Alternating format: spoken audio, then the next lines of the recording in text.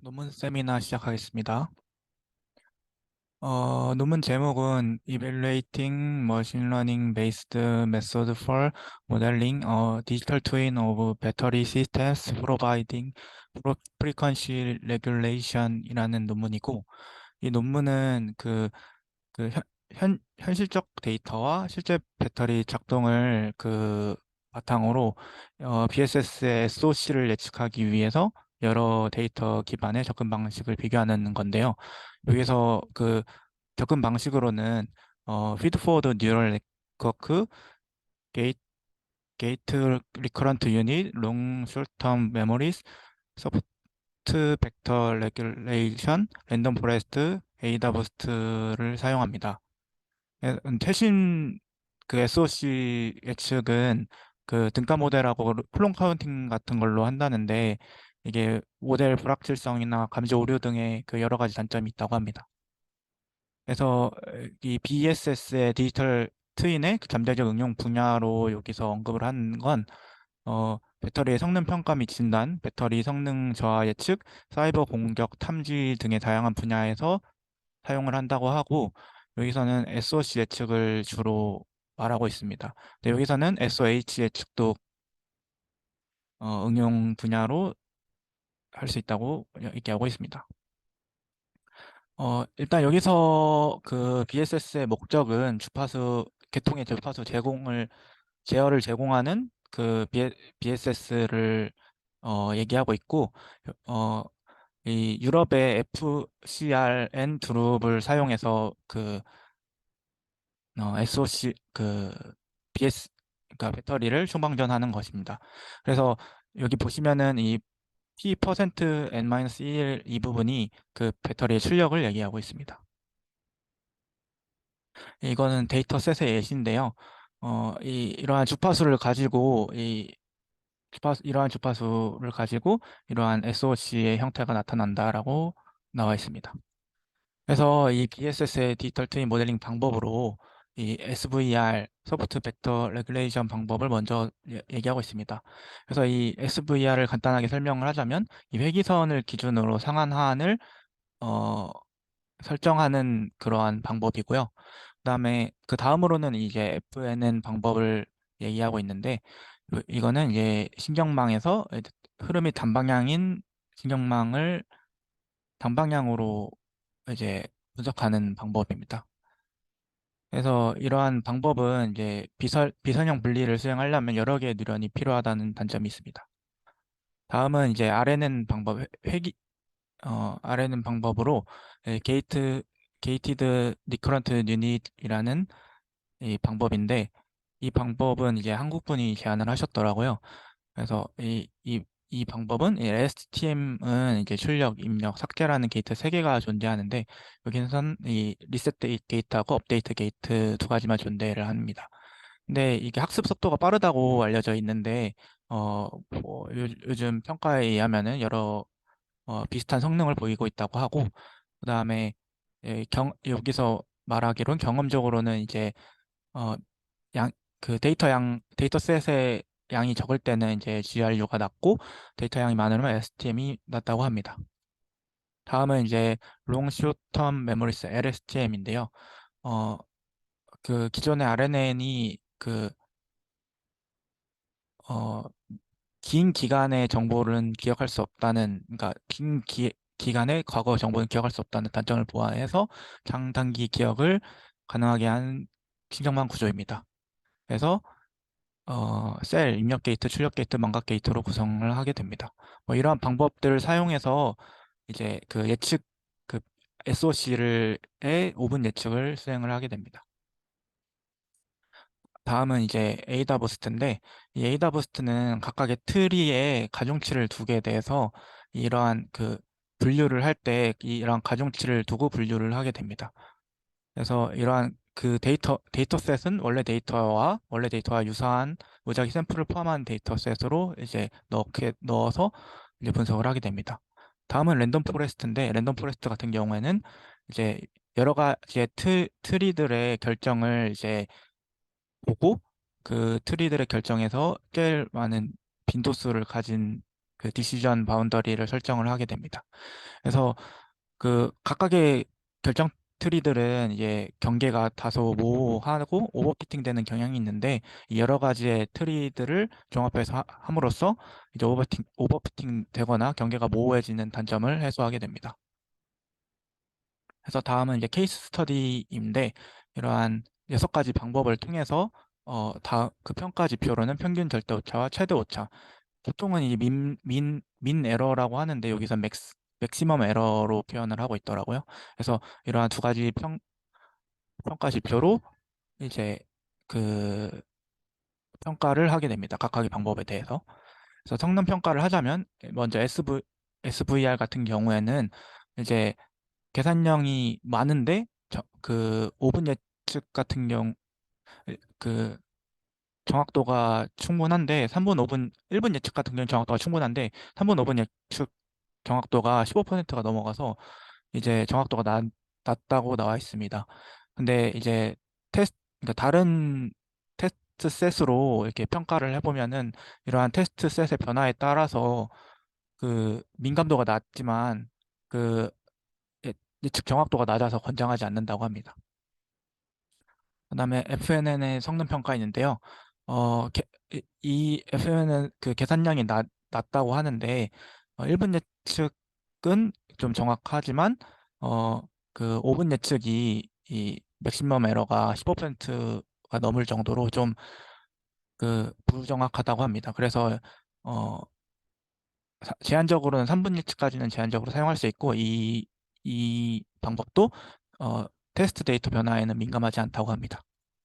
다음은 이제 GRU 평가인데 GRU는 이제 어, 계산량이 노트북으로 수행할 수 있을 정도로 계산량이 적다고 하고 어, 5분 예측 또한 그 10% 이하로 유지해서 이제 좀 정확하다라고 볼 수 있는데 이, 이 데- 이것 또한 테스트 데이터 변화에는 민감하지 않다고 합니다. 그래서 보시면은 이제 그 어, 1분, 2분, 3분, 4분, 5분 데이터 예측이 갈수록 이 오류가 좀 더 늘어나지만 10%는 거의 초과하지 않는 것을 확인할 수 있습니다. 다만 LSTM 성능 평가인데 어, 앞에서 얘기한 GR 유사한 성능을 보입니다. 그래서 어, 꽤 높은 정확도와 계산 시간이 짧은 이러한 2가지 방법은 앞으로의 이 BSS 디지털 트윈 모델링에 활용하기에 적합하다고 얘기하고 있습니다. 그다음에 에이다 부스트 성능 평가인데 이 부분은 이제 그 많은 계산량이 필요합니다. 그래서 많은 트리들이 필요해서 많은 계산량이 필요하지만 이러한 정확도가 높은 방법으로서 이 BSS 시스템은 정확도가 높은 방법이 필요하다고 얘기를 하고 있고 그래서 이런 적용할 가능성이 가장 높다고 얘기를 하고 있습니다. 그래서 한 달 데이터를 입력할 때 이제 그 좀 앞선 방법 동안은 좀 긴 시간이 필요합니다. 근데 1분 예측의 경우에 이 SVR 아까 맨 처음 얘기한 SVR 방법이나 앞에서 얘기한 그 LSTM이나 GR6 방법 같은 RNN 기반 방법보다는 그 예측 정확도가 높다고 합니다. 그 다음에 이제 이 데이터 셋의 크기의 민감도가 매우 작은데 이 말은 이제 1개월 데이터 학습을 하던 6개월 데이터 학습을 하던 이러한 데이터 셋 크기의 변화에 상관없이 그 높은 정확도를 유지한다고 합니다. 그래서 여기 마지막으로 이제 1개월 훈련 세트로도 정확한 예측을 얻기에 충분하다고 말하고 있습니다. 다음은 랜덤 포레스트 방법인데 이 방법은 이제 아까 그 트리들을 직렬적으로 이제 연결을 해서 디시전 바운더리를 설정하기 때문에 계산량이 가장 많은데 어, 가장 많지만 이 계산량이 많은 만큼 언급한 방법 중에 가장 정확한 방법이라고 합니다. 그래서 어, 5분 예측의 이제 M는 이제 10% 정도로 이제 꽤 정확한 것을 보여주고 있고 그림을 보시면은 이 인풋 데이터와 크게 벗어나지 않는 모습을 볼 수 있는데 이렇게 B 같은 경우 이 충방전을 이제 좀 불규칙하게 한다면은 좀 그 에러가 조금 많이 생기는 것을 볼 수 있습니다. 하지만 그래도 이제 주품질이 상당히 높다는 것을 확인할 할 수 있다고 합니다. 그래서 방법을 비교한 표를 이제 나타내고 있는데 보시면은 이제 맨 처음 표는 이 학습 데이터셋 크기에 따라서 그 계산 시간을 보여주고 있습니다. 그래서 계산 시간이 이제 보시면은 SVR 같은 경우에는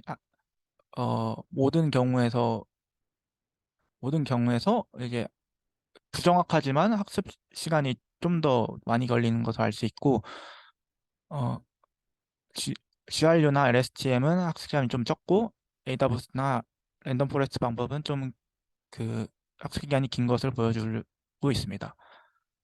그다음에 이 표는 데이터 셋의 크기와 그에 따른 이제 컴퓨팅 시간, 그다음에 1분, 5분 어 맥시멈 에러와 이제 민 에버리지 에러를 나타내고 있습니다. 그래서 SVR과 FNN 같은 경우에는 5분 그러니까 5분 맥시멈 에러가 15%로 부정확하고 GRU와 STM 같은 경우에는 이제 컴퓨팅 시간이 좀 적은 대신에 이제 그래도 좀 더 정확한 모습을 확인할 수 있고 AWS나 랜덤 포레스트 같은 경우에는 그 컴퓨팅 시간이 좀 오래 걸리지만 상대적으로 좀 더 정확한 모습을 볼 수 있습니다. 다음은 이제 그 맥시멈 에러가 10% 아래로 가기 위한 이 데이터셋의 크기를 나타내고 있습니다. 그래서 보시면은 어, 정확도가 낮 SVR과 FN은 정확도가 낮고 그다음에 10% 이하 데이터셋으로 가기 위해서의 데이터셋 크기가 안정해질 만큼 좀 많은 데이터셋이 필요하다고 나와 있고 GRU나 STM 같은 경우에는 10%의 정확도를 보이기 위해서는 5분 10% 정확도를 보이기 위해서는 5개월, 6개월 뭐 이런 식으로 나타나고 있고 에이다부스트와 랜덤포레스트 같은 경우에는 1개월 만에 그 1분 정확도가 10% 이하가 될 정도로 어, 그 데이터셋의 크기가 좀 적게 필요하다라고 나와 있습니다. 그래서 실제 데이터셋에 대한 검증을 하고 있는데 요 보시면은 이 덴마크 공과대학의 BS의 SOC 측정을 사용해서 결과를 검증한다고 합니다. 그래서 앞서 얘기한 그 테스트 데이터에서 검증과 유사하게 랜덤 포레스트와 AWS 같은 경우에는 그 높은 정확도를 보이고 있습니다. 어, 여기서 이 FMN이 세 번째로 그 정확도를 보인다 했는데 아마 민 에버리지 에러가 좀 더 부정확해서 이 FNN이 부정확하다고 나와 있는 것 같습니다. 그 다음에는 LSTM과 GRU가 그 뒤를 뒤따르고 있습니다. SVR 같은 경우에는 너무 그, 그 오차가 너무 심해서 여기서는 나타나고 있지 않습니다. 그래서 결론적으로는 이 분석 결과 랜덤 포레스트와 AWS가 훈련 세트의 크기에 대해서 이제 민감도가 낮고 가장 정확한 예측을 제공하고 계산량이 더 많은 제공하지만 계산량이 더 많은 것으로 나타내고 있습니다. 그래서 어, 가장 정확한 방법은 이제 랜덤 포레스트 방법이지만 에이다 부스트가 좀 상대적으로 짧은 계산 시간과 정확도를 나타내고 있다고 합니다. 그래서 이러한 주파수 조절에 사용되는 BSS의 디지털 트윈에는 높은 정확도가 요구되기 때문에 이 에이다 부스트나 랜덤 포레스트 방법을 사용을 권장한다고 이야기하고 있고 제 생각에는 이러한 그 커뮤팅 시간이 좀 짧은 에이다 부스트가 좀 더 낫지 않나라고 생각을 하고 있습니다. 근데 만약에 이 컴퓨팅 시간 때문에 하드웨어적 제한이 있다면 이 STM이나 CRU도 좋은 선택이 될 수 있다고 나와 있습니다. 그리고 좀 생각이 들었던 게 결론적으로 앞에서 데이터셋을 그 주파수를 보고 SOC 데이터를 생성을 해서 그 데이터로 예측을 하는 건데 결론적으로는 이거는 개통 주파수의 개통 주파수의 예측이 아닌가라는 생각을 했는데 이 부분에 대해서는 좀 더 살펴봐야 될 것 같습니다. 그래서 앞으로 이제 저희가 중력 연구나 이런 때 디지털 트윈을 할 때 주파수 조절용 그 ESS를 사용을 한다면 이런 이 방법론을 정할 때 이러한 논문을 참고하면 좋을 것 같아서 이 논문을 읽게 되었습니다. 네, 이상입니다.